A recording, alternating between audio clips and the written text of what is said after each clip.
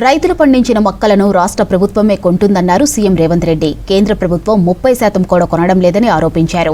హమాలీల కొరతతోనే కొనుగోలు ఆలస్యం అవుతుందన్నారు. విద్యా వ్యవస్థలో మార్పులు తీసుకొస్తున్నామని తెలిపారు. తెలంగాణ పబ్లిక్ స్కూళ్లను ఏర్పాటు చేస్తున్నామని తెలిపారు.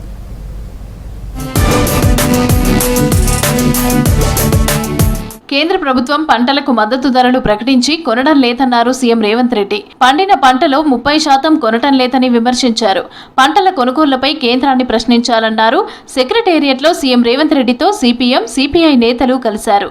కార్మికులకు కనీస వేతనాలు పెంచడంపై సంతోషం వ్యక్తం చేశారు.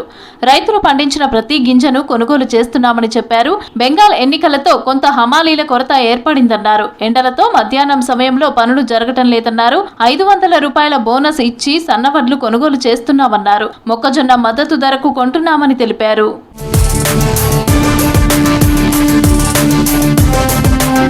మూసీ నిర్వాసితులకు స్థానికంగానే ఇండ్లు మంజూరు చేస్తామన్నారు సీఎం రేవంత్ రెడ్డి. మూసీ ప్రక్షాళనను బీఆర్ఎస్, బీజేపీ రాజకీయం చేస్తున్నాయని మండిపడ్డారు. మూసీని అద్భుతమైన పర్యాటక ప్రాంతంగా తీర్చిదిద్దుతామని, దీంతో యువతకు ఉపాధి లభిస్తుందన్నారు.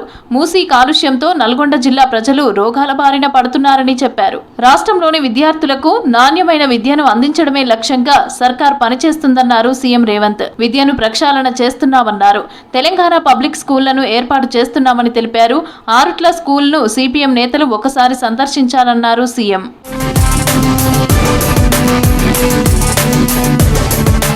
సీఎం రేవంత్ రెడ్డిని కలిశారు అమెరికన్ తెలుగు అసోసియేషన్ ప్రతినిధులు. జూలై 31 నుంచి ఆగస్టు 2 వరకు అమెరికా మేరీల్యాండ్లో జరిగే 19వ ఆట మహాసభలకు అటెండ్ కావాలని సీఎం రేవంత్ ను ఆహ్వానించారు. ఈ కార్యక్రమంలో అమెరికన్ తెలుగు అసోసియేషన్ అధ్యక్షులు జయంత్ చల్లా, నేషనల్ కోఆర్డినేటర్ శరత్ వేముల పాల్గొన్నారు. సెక్రటేరియట్లో ముఖ్యమంత్రి రేవంత్ రెడ్డిని కలిశారు. ఇటీవల ఎంపికైన వివిధ సంస్థల కార్పొరేషన్ల చైర్మన్లు, వైస్ చైర్మన్లు కష్టపడి పనిచేసి ప్రజలకు సేవలు అందించాలని చైర్మన్లు, వైస్ చైర్మన్లకు